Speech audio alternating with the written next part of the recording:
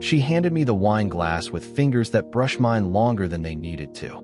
The lights were dim in her living room. Just the two of us. Jazz humming softly from the record player she kept meaning to replace. She was in her reading glasses, hair loosely pinned up, a cream cardigan slipping off one shoulder. We hadn't spoken in minutes, both pretending to watch the fireplace flicker. And yet, the silence had weight. She turned to me, her expression unreadable, lips parted like she might say something. But she didn't. Instead, she held my gaze, calm, unblinking, until I had to look away, afraid of what might happen if I didn't. I met her the day I moved into the duplex on Ashwood Drive. I was 25, freshly laid off from a digital marketing job I didn't love, and too proud to move back in with my parents. The rent was manageable, the neighborhood was quiet, and the place came with its own little back patio, which felt like a luxury at the time. The first afternoon, I was dragging a box of books up the front steps when she stepped out from the adjoining unit. She held a ceramic mug in both hands and wore a long sweater that brushed her thighs.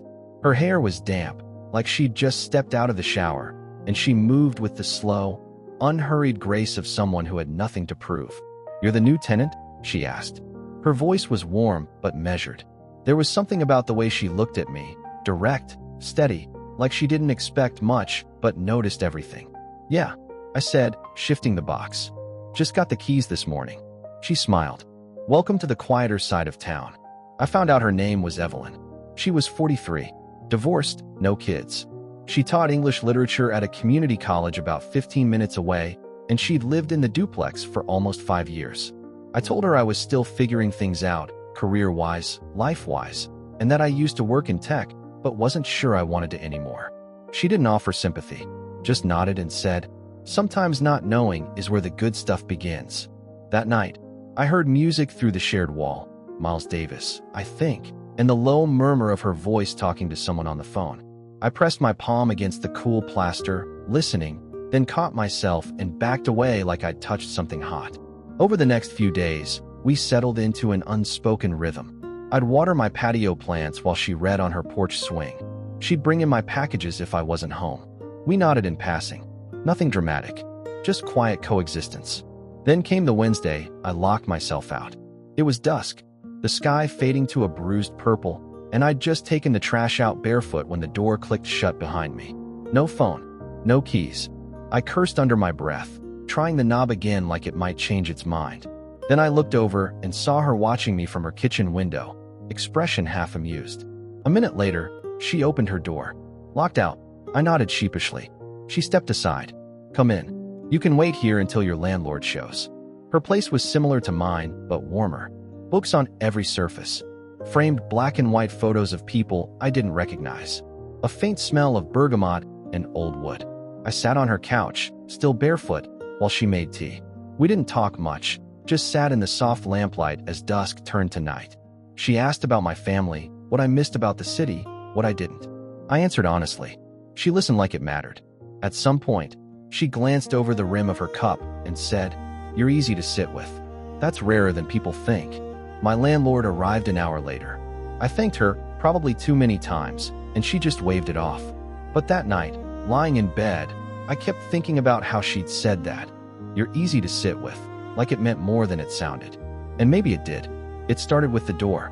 Every Thursday, Evelyn would leave hers slightly ajar around 6:30 p.m., right as the evening breeze rolled in and the sky went soft and golden.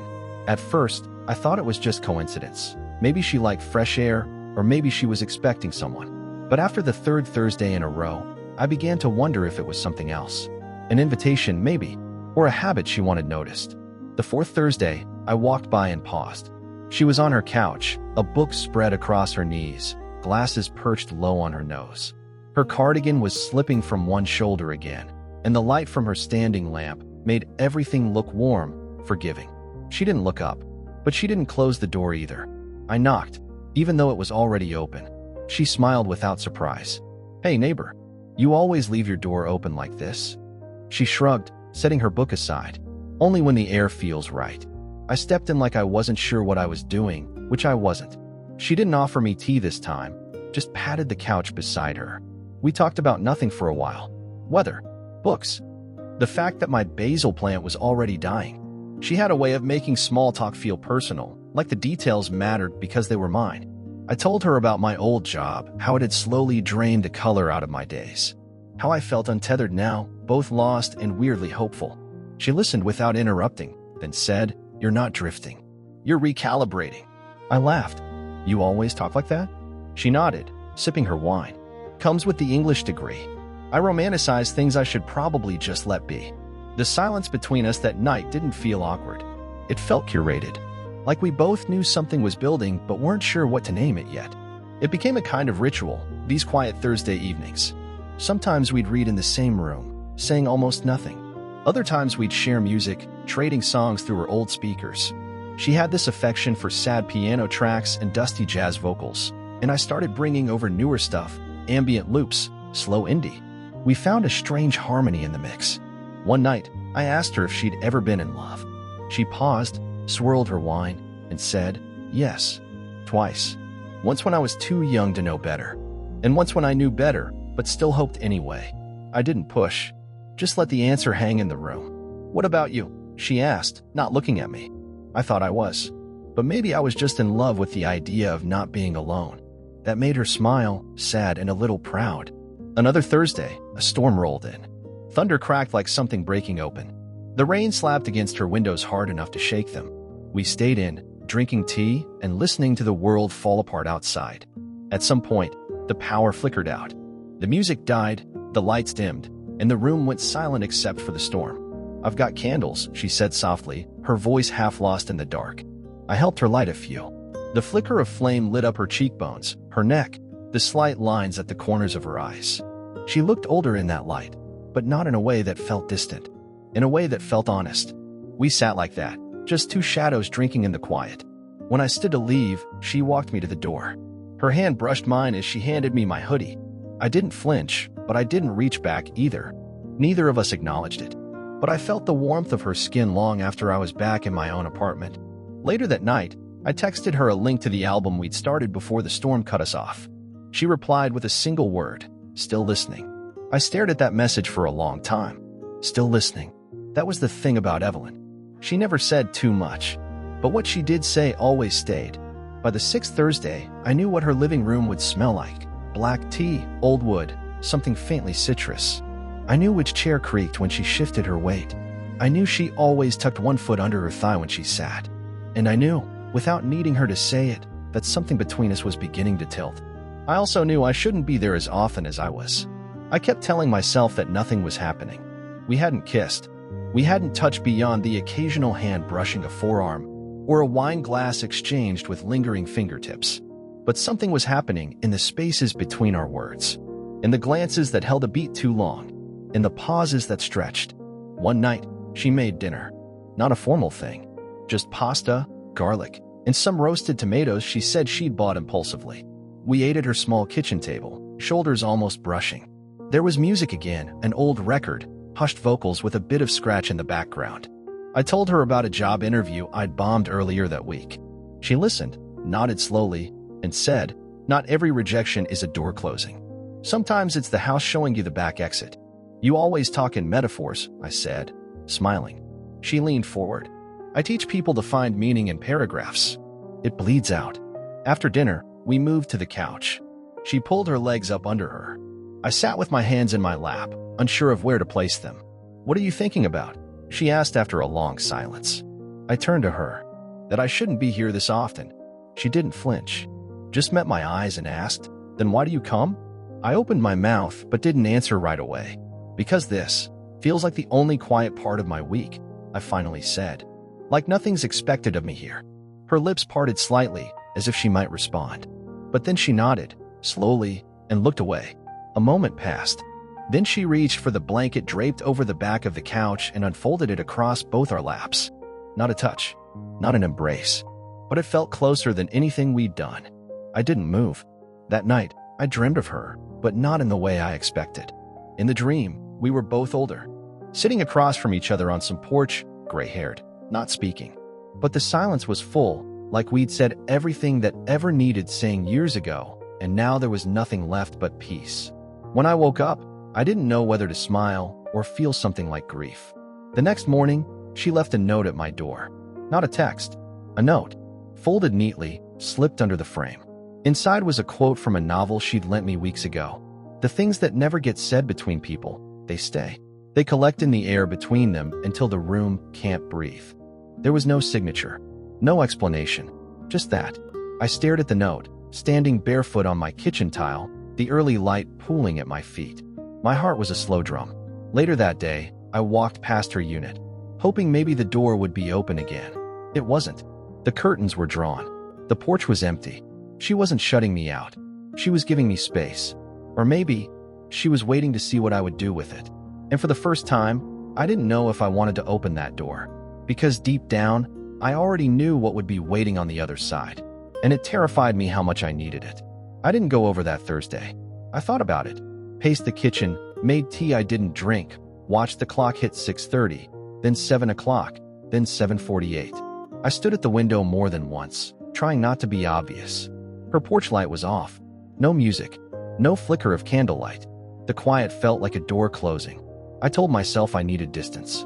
That whatever was building between us, whatever strange, gravitational pull I felt when I was near her, it was better left unspoken. She was older. My neighbor. Someone with a life already carved and weathered. I didn't belong in that landscape. And yet, by Friday afternoon, I found myself at her door, knuckles hovering, heart unsteady. I didn't knock. I just slipped the note back underneath, folded once more, with one line scribbled beneath her quote. I can't breathe anywhere else lately. Then I left. Saturday came quietly. I stayed out most of the day, aimlessly drifting through the city. Took the long way home. Bought a sandwich I didn't finish. By the time I got back, the sky was the color of damp ash. My unit was cold, empty, but her porch light was on, and her door, slightly open. I stepped in quietly. She was on the floor of her living room, legs folded under her, an old photo album in her lap. Her glasses were perched low, her hair pulled into a soft knot. She looked up, and for a second, neither of us said anything. Then she patted the carpet beside her. I sat without a word. She flipped the page, slow, deliberate. Childhood photos. A younger version of her on a beach somewhere, arms slung around a man I assumed was her ex. Another of her at a graduation ceremony. A blurry shot of a cat on a windowsill. I used to think photos meant permanence, she said. That if you caught a moment just right, it would always stay with you. But I don't even remember half the names of the people in these. Her voice was even, but her fingers trembled slightly as they rested on the edge of the page. Why are you showing me this? I asked gently. She didn't look at me. Because you're in a moment I don't want to forget. My breath caught. Something lodged in my throat. You don't have to say anything, she added, closing the book slowly. I'm not asking for a future, or even a promise. She turned to face me, eyes quiet but blazing. But I need to know if you feel it too, or if I've imagined everything. I wanted to lie, to make it easier. Say no, say she misread things, say I didn't want her in the way I absolutely, painfully did. But instead, I reached across the space between us and brushed a stray strand of hair from her cheek. It wasn't a kiss. It wasn't even a touch that lingered. But it was honest. She leaned into my hand for the briefest second, then pulled back, eyes steady. Thank you, she whispered. We didn't talk much after that. Just sat on the floor while the shadows stretched across the carpet. I helped her stack the photo albums. She brewed us chamomile tea. We drank it in silence, side by side on the couch, her shoulder brushing mine lightly, like punctuation at the end of a sentence we were both afraid to finish. When I left, she didn't walk me to the door. She just watched me go. And for the first time, I didn't feel like the younger one. I felt like someone holding something fragile, something both of us were still too afraid to name. The next week moved slowly. We didn't see each other. Not on the porch. Not at the mailbox. Not even through the soft glow of shared walls at night. But she texted me. Just once. Tuesday, 11:17 p.m. Still listening. No context. No prompt. Just those words again. I stared at the screen, thumb hovering over the reply button for what felt like hours. I didn't know if she meant the album I'd sent her last, or the silence between us, or something else entirely. I didn't reply, not because I didn't want to, but because I didn't know what words wouldn't break something we'd both worked so carefully to keep intact. By Thursday, the weight of not seeing her had begun to shape my days. I kept looking out the window like a dog waiting for its owner. Every room in my apartment felt too sharp, too colorless. The basil plant had died completely. I didn't throw it away. Then Friday night, around 9 o'clock, I heard a soft knock on my door. When I opened it, she was standing there in a long, dark coat, fingers curled around a small Tupperware container. "I made soup," she said, voice soft, almost careful. Didn't want to waste it. She stepped inside without waiting. The air shifted as she passed me. Lavender, wine, something warm. I followed her into the kitchen. She set the container on the counter but didn't move to unpack it. "You didn't answer my message," she said, not accusing, just observing. I didn't know what to say. You never used to need the right words. That hung between us for a moment. Then she turned, leaning slightly against the counter. "I've been thinking," she said, eyes low, "about what this is. Or isn't. I don't want it to be confusing. Or worse, something you feel you'll regret." I stepped closer, not touching her. Just enough that I could see the tension in her jaw. "I don't regret a single second." She looked up then, slowly, and something inside her shifted. The sadness behind her eyes dimmed, like a curtain being drawn to let light in. I reached out. My fingers grazed hers. She didn't pull away, but neither of us moved forward. She exhaled, shaky. "If you kiss me right now." She didn't finish the sentence. I didn't ask her to. We stood there like that, fingertips brushing, breath shared, silence loud. "I think about you when I wake up," I said finally. Not in some dramatic way, just in the quiet. Before anything else, her eyes filled, but not with tears, with something gentler. Recognition. Ache. She stepped in, just enough that her forehead rested against my chest. I brought my hand up, not to pull her closer, just to let her know I was there. We stood like that for a long time. No kiss. No crossing. Just two people holding still in the place between want and restraint. Eventually, she pulled back. Smiled. "You should heat the soup. It's better warm." She left without another word. The container stayed on my counter all weekend. I didn't open it. I wasn't hungry for food. I was hungry for the one thing we weren't letting ourselves have. And I didn't know how much longer we could keep pretending it wasn't already happening. I didn't see her for 4 days. The soup remained unopened in my fridge like a time capsule from a moment we weren't sure how to move past. I'd wake in the middle of the night and think I heard her music through the wall, but it was always just the wind or my own thoughts making noise. Then came Monday evening. I'd gone on a long walk without meaning to, just kept going until my legs ached and the sun had slipped behind the hills. When I returned, there was a note on my door. Just her handwriting. Familiar now. "I'm home. If you want to come in." It wasn't dramatic. It wasn't even underlined. But it felt like everything. I stood outside her door for a moment, listening. No music. No kettle. Just the soft hum of a lamp left on. I pushed the door gently open. She was seated on the floor again, this time near the fireplace, knees drawn up, a record sleeve in her lap, but no music playing. She looked up and didn't smile right away. Just waited. I stepped inside and closed the door behind me. "Didn't expect to see you," she said quietly. "You left the door open." She nodded like that was answer enough. I crossed the room slowly, sat beside her. We didn't touch. Didn't speak for a while. Finally, I said, "I think about that moment in the kitchen every day." Her eyes flicked to mine. "Me too. I wanted to kiss you." "I know." She looked down at her hands. They were bare, fingers pale and still. I didn't because I didn't want it to be the start of something we couldn't handle. Her voice was steady, but her throat worked around something hard. Would it have been so bad? I asked, softer now. She gave a small, bittersweet laugh. "No, that's what makes it worse." Outside, the streetlights buzzed to life. Somewhere, a dog barked.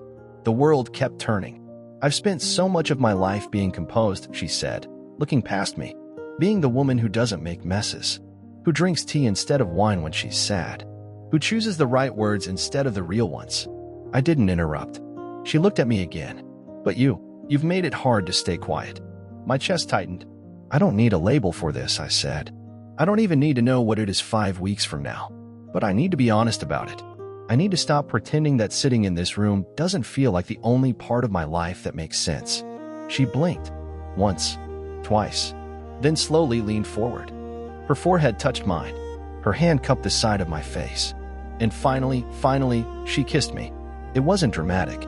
It didn't shatter anything. It just fit. Soft. Certain. Unrushed. Like she already knew how to kiss me, and I already knew how to receive it. When we pulled apart, neither of us spoke. There were no promises. No speeches. Just breath. Later, as I left, she walked me to the door. The porch light buzzed quietly. Before I stepped out, she looked at me and said, "You can come over next Thursday. Or not. But I'll be here." And just like that, she closed the door behind me, not all the way. Left it open, just a crack.